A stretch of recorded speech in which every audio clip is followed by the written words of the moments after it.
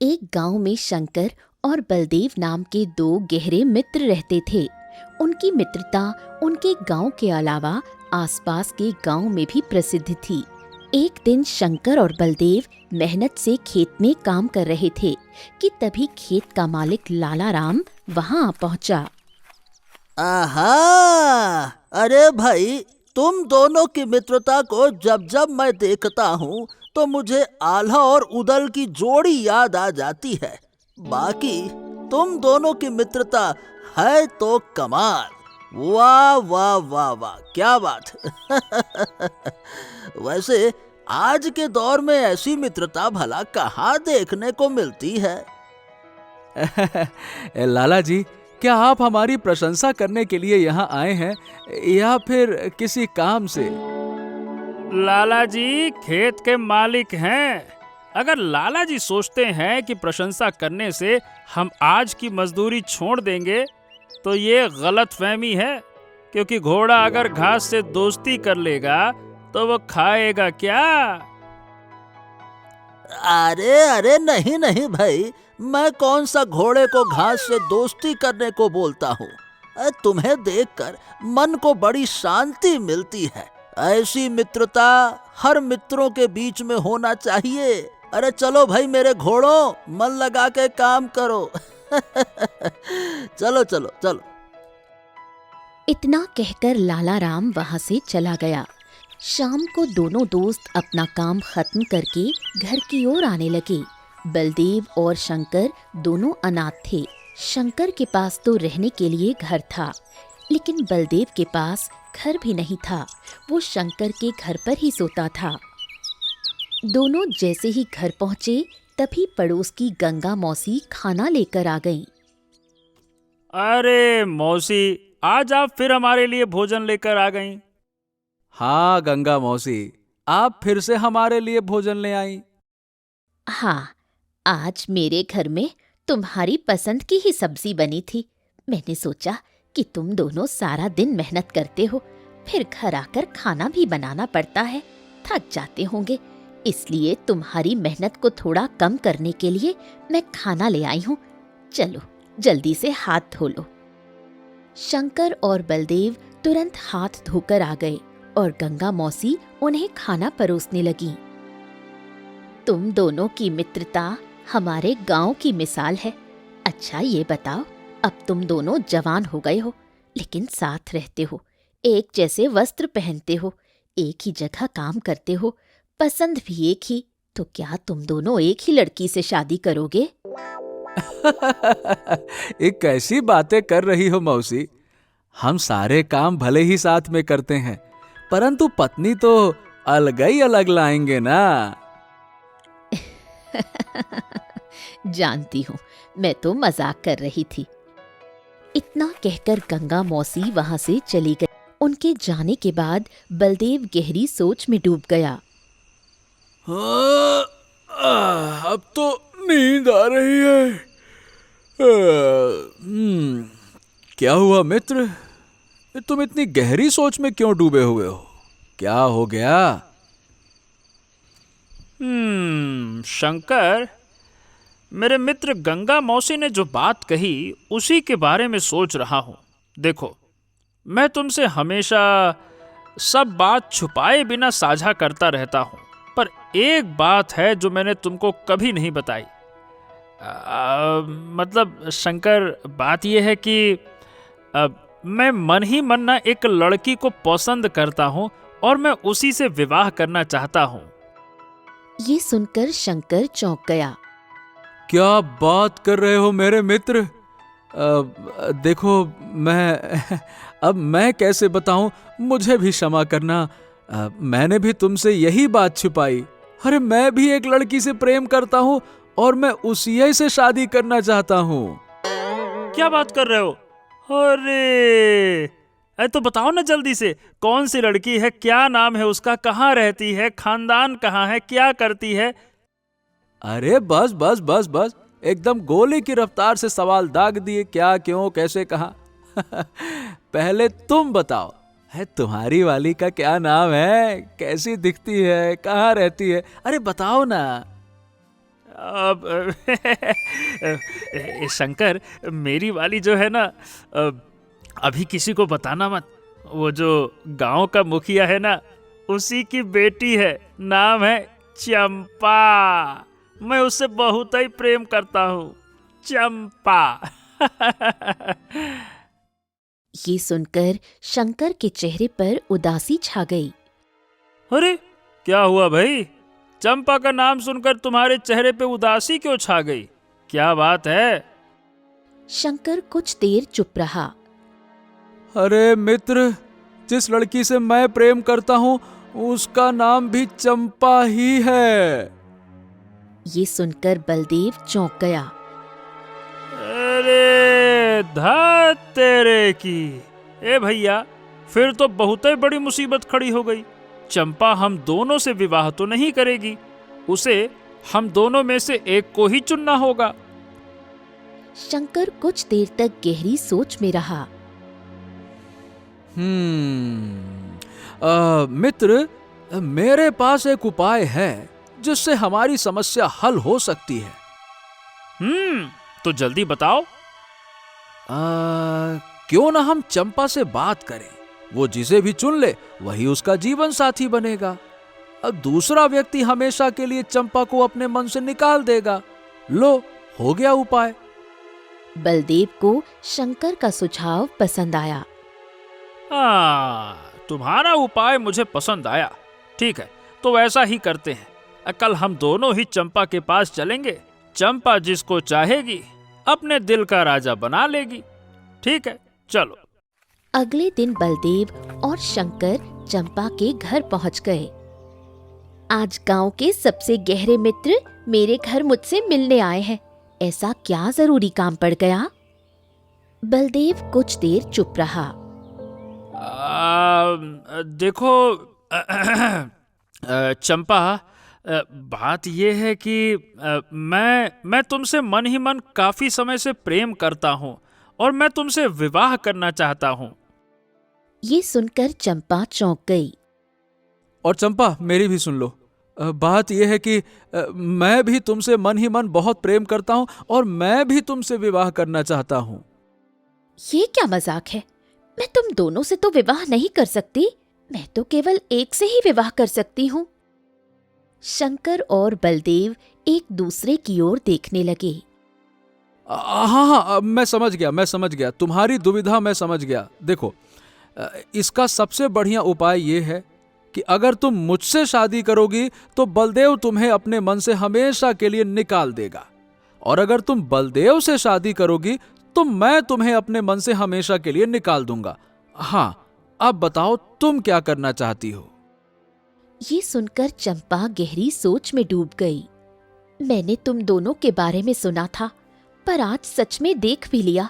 मैं तुम दोनों में से किसी एक के साथ ही शादी करूंगी, लेकिन इसका फैसला मैं नहीं करूंगी, नियति करेगी।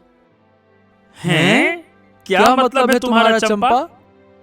चलो मेरे साथ अंदर। अंदर मेरी माँ बैठी हुई है। मेरे पिता गांव के मुखिया थे, जो कुछ समय पहले ही चल बसे। इसलिए मेरे जीवन का निर्णय मेरी माँ करती हैं। मैं जो कहूंगी वो अपनी माँ के सामने ही कहूंगी। इतना कहकर चंपा अपनी माँ के कक्ष में चली गई। दोनों मित्र उसके पीछे पीछे गए। चंपा ने अलमारी से एक कागज निकालकर बलदेव और शंकर के सामने रख दिया। ये तो कोई नक्शा है, इसका क्या करूं?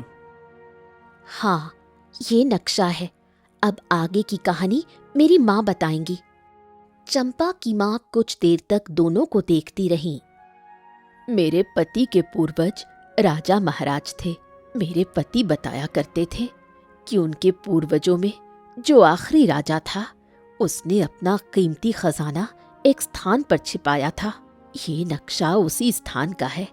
देखो, इसमें एक गुफा का चित्र बना हुआ है। दोनों मित्र नक्शे को गौर से देख रहे थे। हाँ, ये देखो बलदेव, इस नक्शे के अनुसार घने जंगल में नदी को पार करने के बाद में गुफा है। तुमने सही कहा। मेरे पति सारा जीवन उस गुफा को ढूंढते रहे, पर सफल नहीं हो पाए। नदी पार करने के बाद उन्हें कभी कोई गुफा नहीं मिली और वो इसी खजाने का सपना लिए इस संसार से चले गए। तुम दोनों में से कोई भी अगर पहले उस गुफा तक पहुंचकर खजाना मुझे ला देता है तो मैं उसी से विवाह करूंगी। ये सुनकर दोनों मित्र चौंक गए और गहरी सोच में डूब गए। क्या कहते हो, मंजूर है? हाँ ठीक है, मुझे मंजूर है। हाँ तो ठीक है, अगर शंकर को मंजूर है तो मुझे भी मंजूर है। क्या हम ये नक्शा ले जा सकते हैं? हाँ, ले जा सकते हो। मुझे पूरा भरोसा है कि तुम दोनों में से कोई ना कोई गुफा तक जरूर पहुंचेगा। दोनों वहां से निकलकर अपने घर वापस आ गए। रात भर दोनों मित्र नक्शे को देखकर उसका मतलब समझने की कोशिश करते रहे। यहाँ तो ये सही बताऊं तो शंकर, मेरे समझ में नहीं आ रहा है। ये नक्शा तो बड़ा साधारण सा है, मतलब जंगल, उसके पास नदी, नदी पार करने के बाद गुफा, फिर मुखिया जी गुफा ढूंढ क्यों नहीं पाए? हाँ, बात तो तुम्हारी सही है, कोई ना कोई तो रहस्य है। अच्छा, तुमने चंपा की माँ की बात पर ध्यान नहीं दिया। उन्होंने कहा था कि नदी पार करने के बाद उन्होंने गुफा बहुत ढूंढी, पर गुफा कहीं दिखी ही नहीं।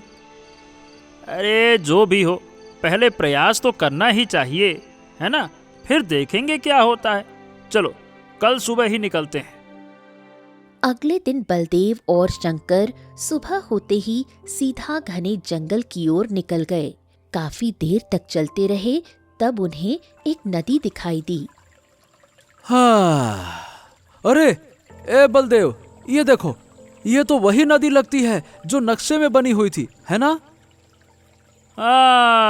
सही पकड़े, बिल्कुल सही कह रहे हो। चलो आ जाओ, इसको पार करते हैं। आओ आओ आओ।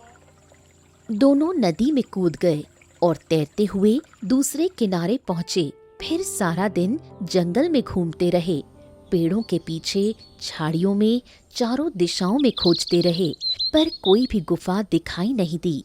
दोनों थक हार कर शाम को वापस अपने घर लौट आए। थक गए भाई। लेकिन बलदेव, बड़ी विचित्र बात है, मतलब नदी पार करने के बाद भी हमें कोई गुफा दिखाई नहीं दी। ये क्या चक्कर है? और नक्शे के मुताबिक हम बिल्कुल सही स्थान पर थे, फिर भी हमें गुफा दिखी क्यों नहीं? कहीं ऐसा तो नहीं कि नक्शा झूठा हो? नहीं नहीं नहीं मेरे मित्र, नक्शा झूठा नहीं हो सकता। ये नक्शा बहुत प्राचीन काल का लगता है। जरूर कोई ना कोई तो रहस्य है। चलो हम कल फिर से प्रयास करेंगे। चंपा को इतनी जल्दी भूलेंगे थोड़ी। अगले दिन शंकर और बलदेव फिर जंगल चले गए और नदी पार करने के बाद उस गुफा को तलाशने लगे, मगर उन्हें कोई सफलता नहीं मिली। दोनों वापस अपने घर लौट आए। अरे ये हो क्या रहा है?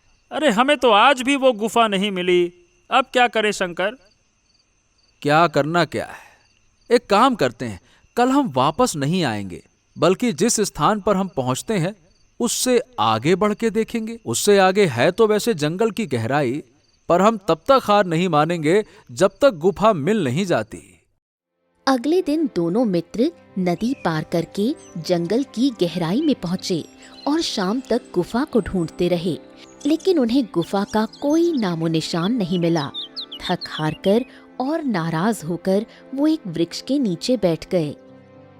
अरे रे रे रे रे, ए भगवान, अब तो एक कदम भी चलने की हिम्मत नहीं रही। लगता है कि हमें भी वो गुफा कभी नहीं मिलेगी। भाई भूल जाओ चंपा को तुम। मैं काहे भूल जाऊं चंपा को? तुम भूल जाओ। चलो खैर, कोई ना भूलो, हिम्मत रखो। इतनी जल्दी हमें हिम्मत नहीं हारनी चाहिए। तभी बलदेव की नजर एक वृक्ष पर पड़ी। जहाँ एक विचित्र रंग की चिड़िया उन्हें अजीब अंदाज में घूर रही थी। अरे ए शंकर, वो देखो, ये तुम्हें वो चिड़िया कुछ विचित्र सी नहीं लगती? देखो तो, हमें कैसे घूर रही है, देखो। तभी वो चिड़िया उड़कर उनके पास आकर बैठ गई। कौन हो तुम दोनों और जंगल की गहराई में क्या कर रहे हो? ये सुनकर दोनों के होश उड़ गए। अरे बाप, ये चिड़िया तो मनुष्य की आवाज में बात कर रही है। हाँ, कौन हो तुम? जाओ, वापस लौट जाओ और दोबारा यहाँ कभी मत आना। तुम्हें नहीं पता ये मायावी जंगल है। दोनों मित्र बुरी तरह डर गए और वहां से भाग खड़े हुए। वो नदी को तुरंत पार कर गए। रात हो चुकी थी। घर लौटते समय अचानक बलदेव का पैर फिसला और वो गिरकर बेहोश हो गया। शंकर तुरंत बलदेव को होश में लाने लगा। ए बलदेव, हे बलदेव, अरे उठो भाई बलदेव, ए बलदेव, हे भगवान। शंकर इधर उधर देखने लगा। तभी उसे पास में एक साधु बैठे दिखाई दिए। शंकर तुरंत साधु के पास पहुंचा और सारी घटना बताकर बोला। हाँ, साधु महाराज, हाँ, अब आप ही मेरे दोस्त की मदद कीजिए। साधु तुरंत उठकर बलदेव के पास आए और कुछ मंत्र पढ़े। अगले ही पल बलदेव ने आंखें खोली और उठकर बैठ गया। ये देखकर शंकर चौंक गया। साधु महाराज, आप तो चमत्कारी हैं। आपने मंत्र पढ़कर ही मेरे मित्र को ठीक कर दिया। बहुत बहुत धन्यवाद, बहुत बहुत धन्यवाद। साधु दोनों को गौर से देखने लगे। मैंने देखा है कि तुम दोनों नदी के उस पार जाते हो और वापस आ जाते हो। मैं रोज देख रहा हूं कि तुम रोज उस पार जा रहे हो, लेकिन आज तुम्हारे चेहरे पर एक डर था और उसी डर की वजह से तुम्हारे मित्र का पैर फिसला। अब ये बताओ कि नदी के उस पार क्या करने जाते हो? क्या तुम्हें नहीं पता कि नदी के उस पार मायावी जंगल शुरू हो जाता है? ये सुनकर शंकर और बलदेव चौंक गए।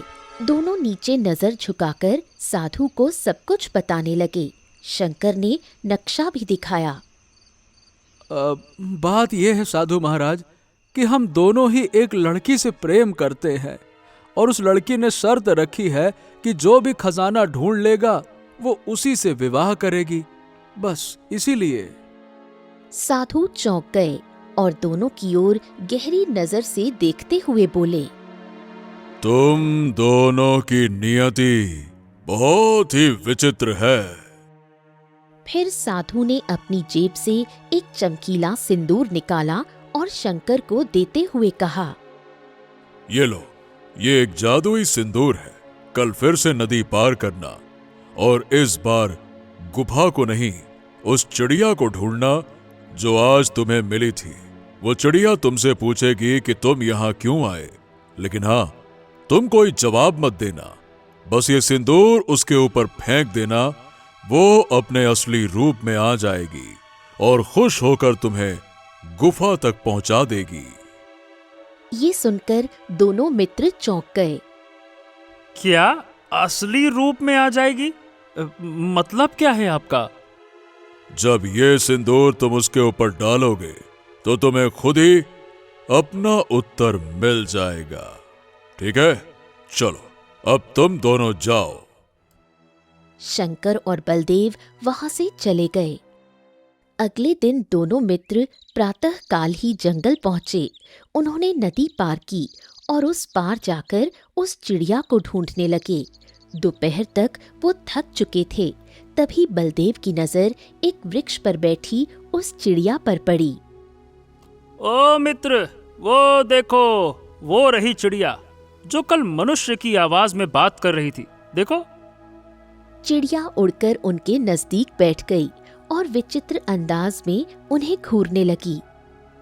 कुछ देर तक घूरने के बाद चिड़िया दोनों से बोली, कल मैंने तुम्हें चेतावनी दी थी, ये मायावी जंगल है, यहाँ मत आना। उसके बाद भी तुम यहाँ आ गए। मैंने तुमसे बड़े मूर्ख मनुष्य देखे नहीं। बलदेव और शंकर ने उसकी बात का जवाब दिए बिना साधु का दिया हुआ सिंदूर उसके ऊपर फेंक दिया। अगले ही पल रंग बिरंगी किरणों के साथ चिड़िया एक परी में परिवर्तित हो गई। ये देखकर दोनों चौंक गए। तुम दोनों ने तो मुझे श्राप से मुक्त कर दिया। दोनों आश्चर्य में पड़ गए। हैं? क्या क्या मतलब है तुम्हारा? बरसों पहले मैंने एक साधु की तपस्या भंग कर दी थी। साधु ने क्रोध में आकर मुझे चिड़िया बनने का श्राप दे दिया, पर तुम दोनों ने पता नहीं मेरे ऊपर क्या फेंका कि मैं श्राप से मुक्त हो गई। अब मैं अपने संसार वापस जा सकती हूँ। मैं दोबारा पृथ्वी लोक पर कभी नहीं आऊंगी, क्योंकि यहाँ के साधु बहुत क्रोधी होते हैं।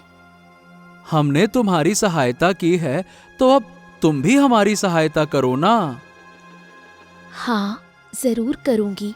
कहो, क्या चाहते हो? बलदेव ने तुरंत नक्शा निकाला। ये देखो, ये दिख रहा है, इसमें हमें इस गुफा तक पहुंचना है। अच्छा, तो तुम इस गुफा के बिल्कुल नजदीक ही खड़े हो। हैं? क्या मतलब है तुम्हारा? समझे नहीं कुछ। इस गुफा के बारे में मैं बहुत कुछ जानती हूँ। बरसों पहले एक राजा ने अपना प्राचीन खजाना इसी गुफा में छुपाया था और एक साधु की मदद से इस गुफा को सबकी नजरों से ओझल कर दिया था, ताकि खजाना सुरक्षित रहे। ओ, तभी नक्शे के अनुसार हम सही जगह पर आते हैं, लेकिन हमें गुफा दिखाई ही नहीं देती। अब दिखाई देने लगेगी। इतना कहकर परी ने अपनी छड़ी आगे बढ़ाई। अगले ही पल रंग बिरंगी किरणों से वो गुफा शंकर और बलदेव को साफ दिखाई देने लगी। जाओ, उसके अंदर का खजाना प्राप्त कर लो। अब वो खजाना तुम दोनों का है और अब मेरे वापस जाने का समय आ गया है। इतना कहकर परी रंग बिरंगी किरणों में विलीन हो गई। शंकर और बलदेव तुरंत गुफा के अंदर पहुंचे। अंदर देश के सबसे कीमती खजाने रखे थे। सोने का मुकुट, सोने के सिक्के और बहुत कीमती हीरे जवाहरात। उनकी आंखें आश्चर्य से फैल गईं। ए बलदेव, हम दोनों धनवान हो गए, देख तो। बाप रे बाप। बिल्कुल सही कह रहे हो मित्र, मजा आ गया। लेकिन अचानक बलदेव उदास हो गया। लेकिन चंपा ने कहा था कि जो खजाना लेकर आएगा वो उसी से विवाह करेगी, पर खजाना तो हम दोनों ने पाया है। अरे हाँ, ये तो मैंने सोचा ही नहीं। तभी बलदेव मुस्कुराया। लेकिन मेरे पास एक समाधान है। समाधान?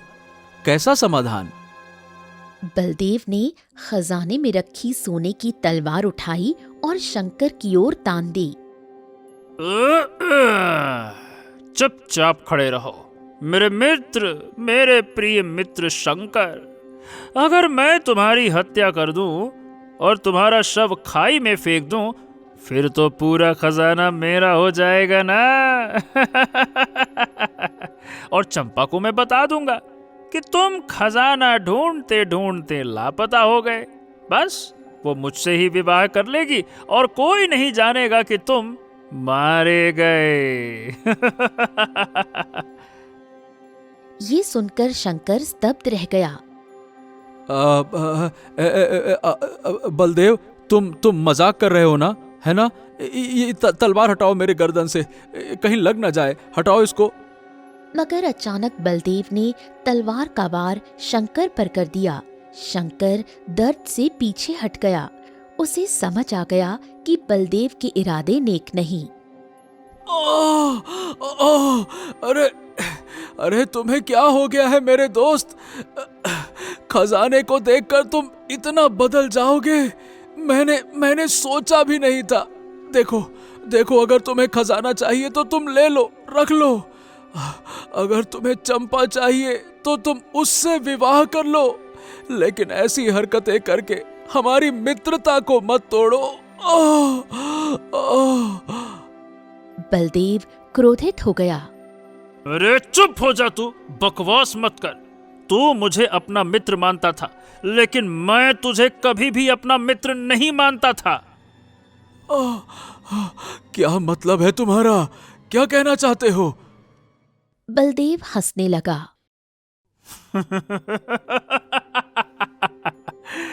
अरे तुझे क्या लगा रे शंकर, मैं चंपा से प्रेम करता हूं? अरे मूर्ख कहीं के, मैंने उससे कभी प्रेम वेम नहीं किया। कुछ समय पहले जब चंपा का पिता जिंदा था, मैंने उसे और उसकी पत्नी को इसी गुफा के बारे में बात करते सुना था। उसके हाथ में मैंने ये नक्शा देखा और मैं शुरू से धनवान बनना चाहता था। नक्शा देखकर मेरे मन में लालच आ गया और मैं समझ गया कि बस धनवान बनने का यही एक उपाय है। मैंने मुखिया से इस नक्शे के बारे में बात की, पर उसने ससुरे ने मना कर दिया और कुछ समय बाद वो मर गया। मैं सिर्फ चंपा से शादी इसीलिए करना चाहता था ताकि ये नक्शा मिल जाए और उसके बाद ये खजाना मिल जाए। अरे मेरा मकसद ये चंपा पंपा नहीं है रे, मेरा मकसद तो ये खजाना था, खजाना जो मुझे मिल गया। शंकर की आंखों में आंसू आ गए। मुझे नहीं पता था कि तेरे मन में इतनी नफरत है। मैं तुझे अपना सबसे अच्छा मित्र मानता था। मुझे नहीं पता था कि तुम इतने बड़े धोखेबाज हो। ओ ले, नहीं पता था, अब तो पता हो गया। अब इन फालतू की बातों से कोई फायदा नहीं। जैसे ही खजाना हाथ लगा, मैंने तय कर लिया था कि तुझे मार दूंगा, समझा? और अब तू नहीं बचने वाला। रुक जा, रुक, अरे भाग कहाँ रहा? रुक जा, रुक जा। इतना कहकर बलदेव तलवार निकालकर शंकर की ओर दौड़ा, पर अगले ही पल उसका पैर फिसल गया। वो गिरा और तलवार उसके अपने सीने के आर पार हो गई।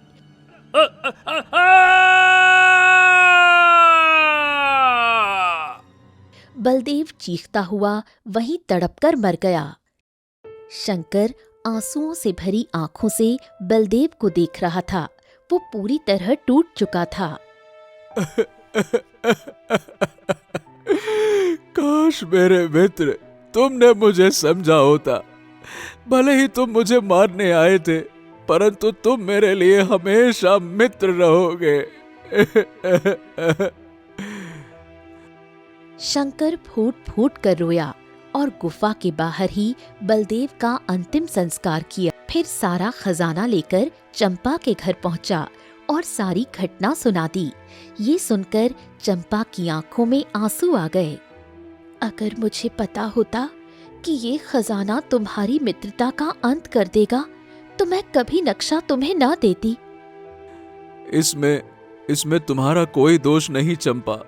मैं उसे अपना मित्र मानता था, लेकिन उसने मन से मुझे कभी अपना मित्र नहीं माना। आखिरी समय तक उसने मेरी जान लेने की कोशिश की। वो एक धोखेबाज था। आज नहीं तो कल वो हमें धोखा ही देता। चंपा ने शंकर के आंसू पोंछे